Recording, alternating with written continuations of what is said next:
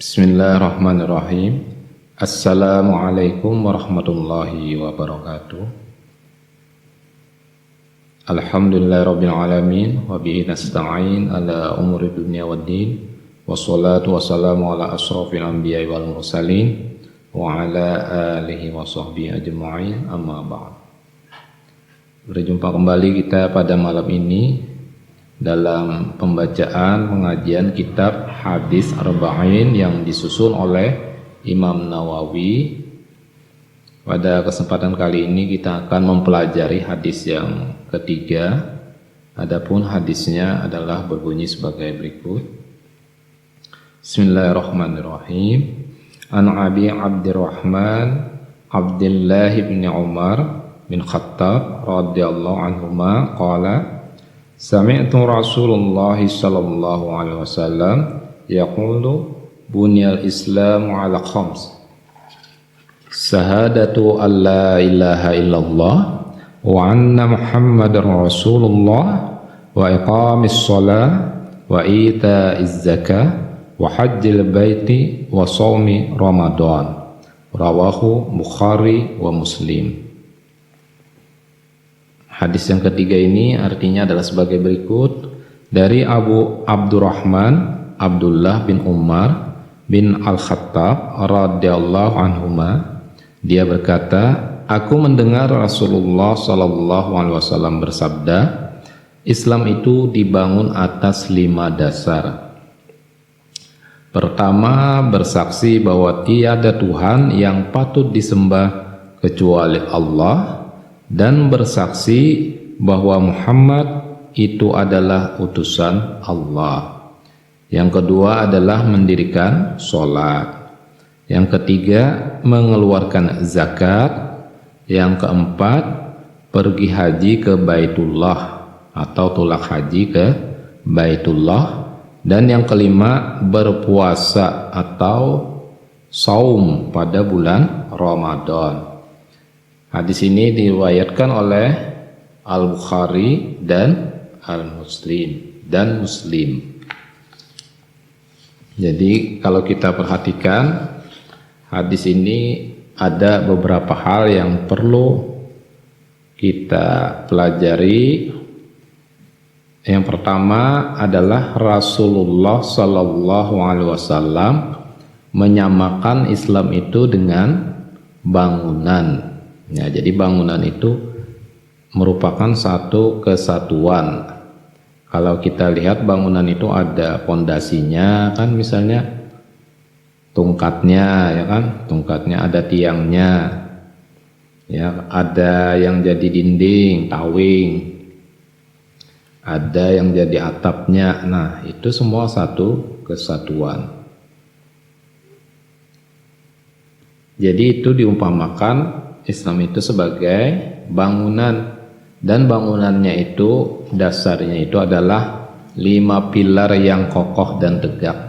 Bisa pula diartikan sebagai tiang-tiangnya itu ada 5 yang kokoh dan tegak.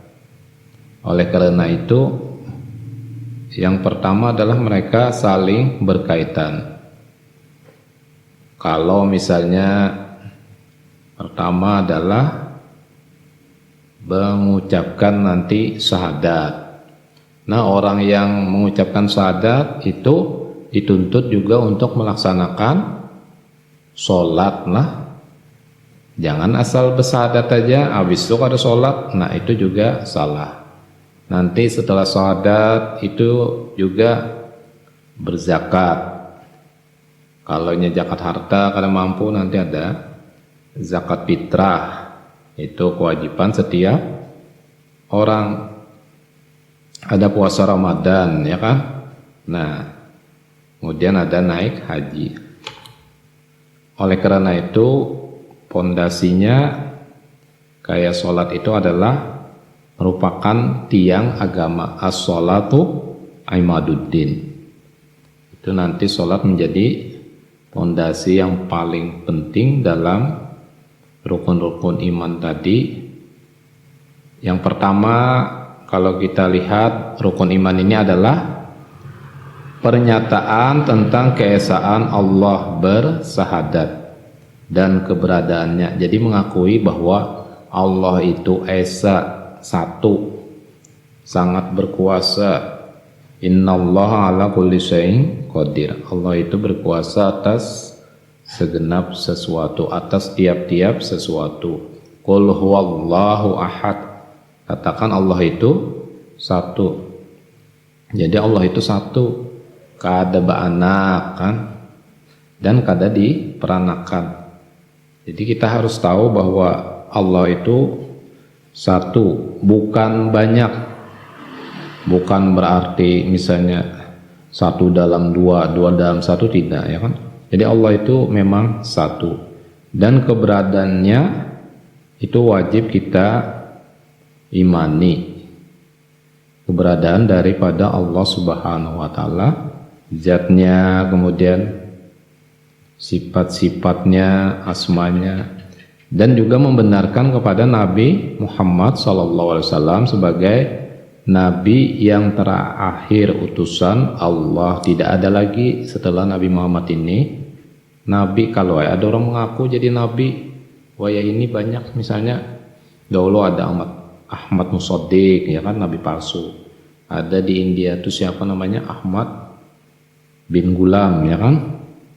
Dan pada saat zaman Nabi pun ada yang mengaku Nabi itu adalah Musailamah Al-Kadzab.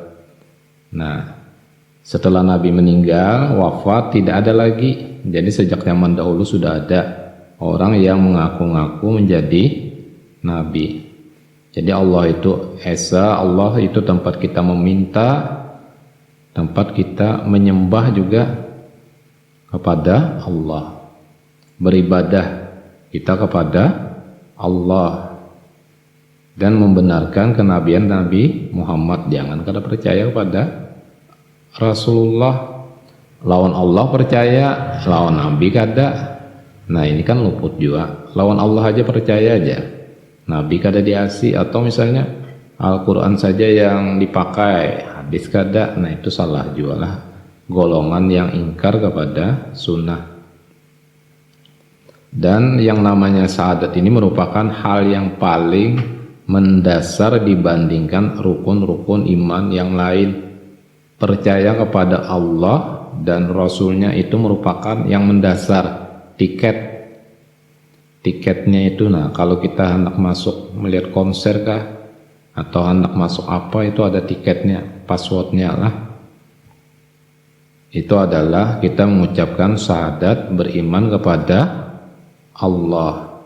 Kalau kita kada beriman kepada Allah dan Rasulnya, nang kaya apapun kita menggawi sholat, tetap kada diterima.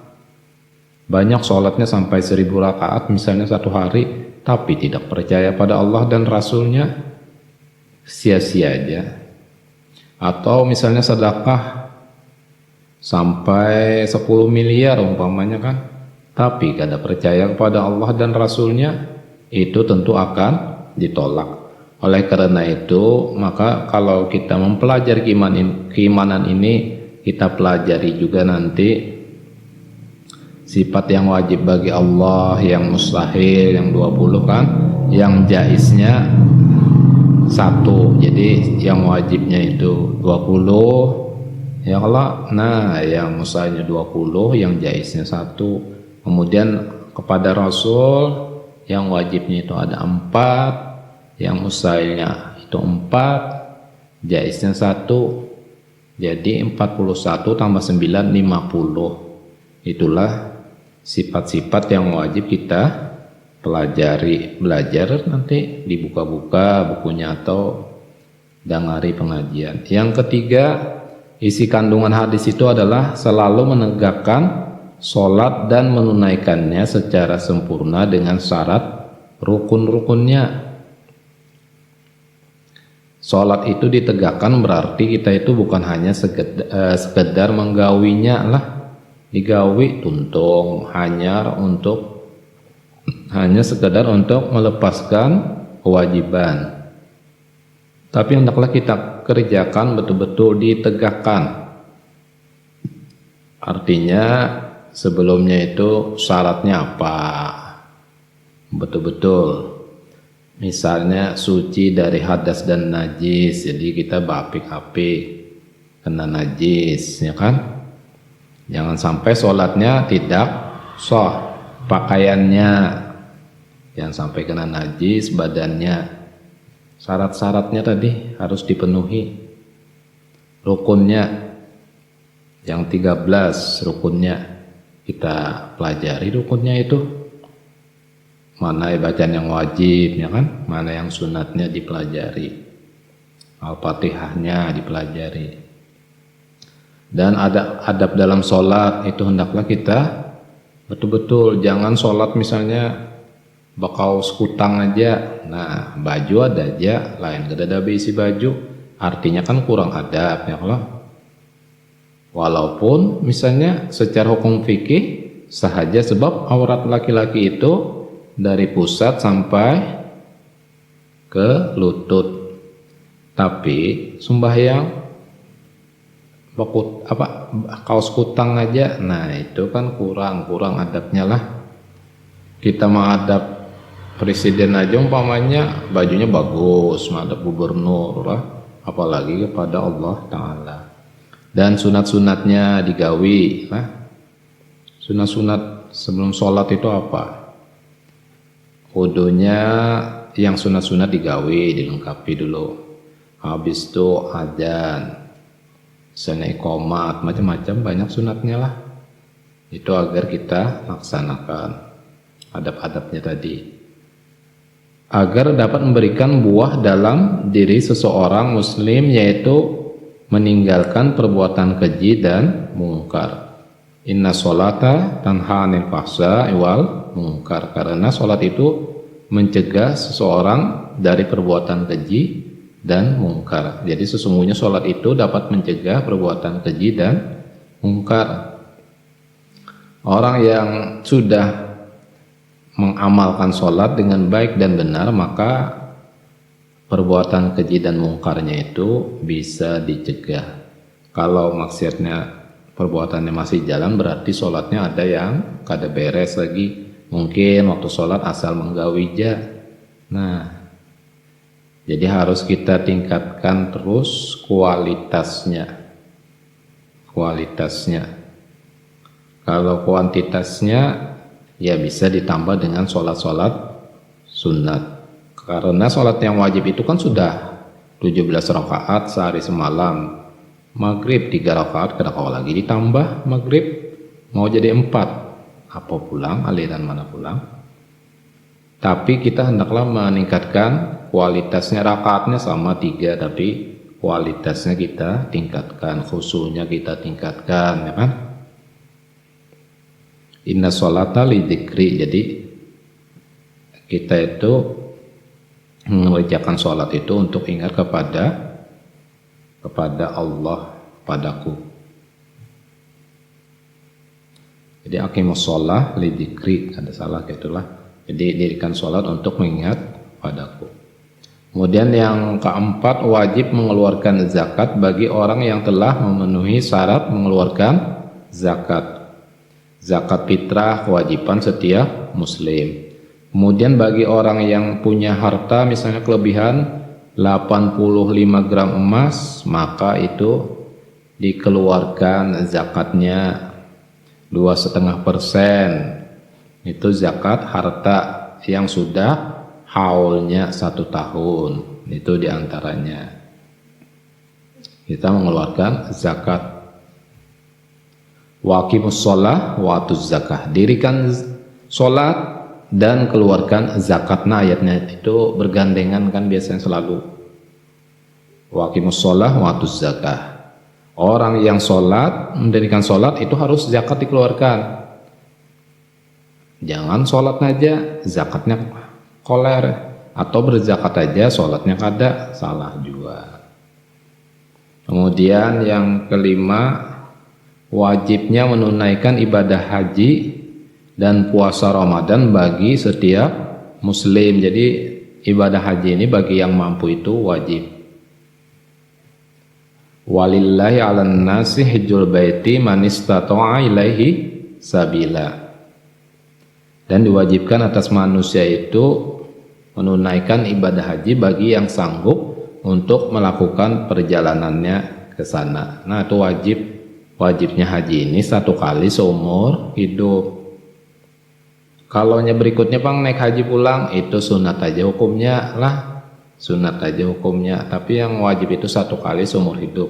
Apalagi zaman sekarang wayah ini antriannya itu melawas 25 sampai 30 tahun.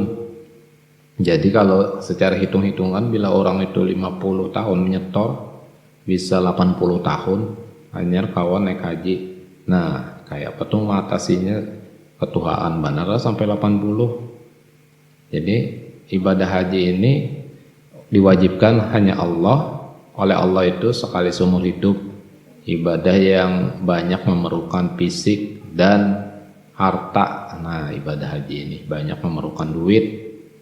Misalnya setoran awal 25 juta umpama, nah sisanya pelunasan berapa itu lagi? Misalnya 30 juta, itu Bang yang harus disediakan. Belum lagi nanti ongkos di sananya. Jadi harus punya harta untuk menunaikan ibadah haji. Dan juga kalau sekarang ini bukan hanya hartanya ada duitnya, tapi juga nomor antriannya lah. Nah, sudahkah dimasukkan antrian atau kada? Walaupun ada duitnya kepengen benar hendak tulak haji, tapi kalau kuatannya belum sampai giliran kita, kada kawa juga lagi lah, menghadang tuh Bang. Kemudian puasa Ramadan bagi setiap muslim ini juga merupakan kewajiban. Ya ayyuhalladzina amanu kutiba alaikumusiyam kama kutiba alal ladzina min qablikum la'allakum tattaqun. Nah, itu artinya hai orang beriman, diwajibkan atas kamu berpuasa sebagaimana telah diwajibkan atas orang-orang sebelum kamu agar kamu jadi orang yang bertakwa. Puasa Ramadan ini dilaksanakan itu 1 bulan, dan dalam 1 bulan itu bisa 29 atau 30 hari lah puasa Ramadan. Itu adalah puasa Ramadan merupakan kewajiban, kecuali nanti bagi perempuan yang haid atau melahirkan itu bisa tidak menggaui puasa Ramadannya, tapi diqada pada hari yang lain. Atau orang yang sakit yang tidak dapat mengerjakan puasa Ramadan. Kalau cuma sakitnya sekedar flu, selesmaan sedikit-sedikit, nah itu jangan ada puasa. Ada juga sakit mah aja, tapi mahir kada puasa tuh lain kulang lah. Kemudian adanya keterkaitan antara rukun Islam satu sama lain, itu saling berkaitan. Dan barang siapa mengingkarinya maka dia bukan seorang muslim lah. Antara puasa, kemudian zakat, sholat, haji, bersahadat itu semuanya ada saling keterkaitan. Orang yang bersahadat harus dia mengerjakan puasa, harus dia mengerjakan sholat. Orang yang sholat itu harus membayar zakat. Jangan sholat digawi, zakat kada, atau zakat dikerjakan, dia juga harus sholat. Naik haji tapi tidak bersahadat, kada apa-apa juga, sia-sia juga hajinya ya Allah. Nah, jadi semuanya itu harus berkaitan. Cuma haji itu bagi yang mampu lah, 1 kali seumur hidup. Kalau zakat harta misalnya, itu bagi yang sudah sampai haul dan nisab. Dan itu juga untuk zakat ini 1 kali dalam setahun. Kalau seperti zakat fitrah itu 1 kali setahun. Kalau puasa itu bulan Ramadan aja. Jadi yang selalu kita kerjakan ini sholat 5 waktu. Nah, jadi sholat 5 waktu ini kita kerjakan terus saban hari, saban malam lah, 5 waktu. Dan di dalam sholat itu kita juga membaca syahadat. Yang ketujuh, nas di atas menunjukkan bahwa rukun Islam itu ada 5, dan masih banyak lagi perkara lain yang penting dalam Islam yang tidak ditunjukkan Dalam hadisnya Rasulullah Sallallahu Alaihi Wasallam bersabda, al imanu bid'un wa sab'una su'bah. Iman itu terdapat 70 lebih cabang. Jadi yang namanya iman itu banyak cabang-cabangnya ya. Di antaranya membuang duri di jalan, itu termasuk cabang-cabang iman. Atau misalnya malu, itu adalah juga bagian daripada iman. Yang kedelapan, Islam adalah akidah dan amal perbuatan. Tidak bermanfaat amal tanpa iman, demikian juga tidak bermanfaat iman tanpa amal. Kalau kita sudah beriman, harus dibarengi dengan melaksanakan ibadah-ibadah yang tadi disebutkan. Setelah masuk Islam, beriman, percaya dia harus mengerjakan sholat, ya kan? Mengerjakan puasa, misalnya kan, membayar zakat, dan berhaji bagi yang mampu. Kalau dia mengerjakan sholat tapi tidak beriman, itu juga tidak akan diterima ibadahnya tadi. Bersedekah tadi kan umpamanya sampai 5 miliar tapi kada beriman kepada Allah Ta'ala, nah itu juga tidak ada gunanya. Jadi harus antara iman dan amal perbuatan, akidah tadi itu ada keterkaitannya. Sebab kada bermanfaat imannya kalau sekedar iman aja tapi kada ditunjukkan dengan perbuatan, dengan ibadah. Atau beribadah tapi tidak beriman, itu juga nanti tidak akan diterima. Demikian itu yang dapat disampaikan dari kandungan hadis yang nomor 3 ini. Mudah-mudahan memberikan manfaat kepada kita semua. Wabillahi taufiq wal hidayah. Assalamualaikum warahmatullahi wabarakatuh.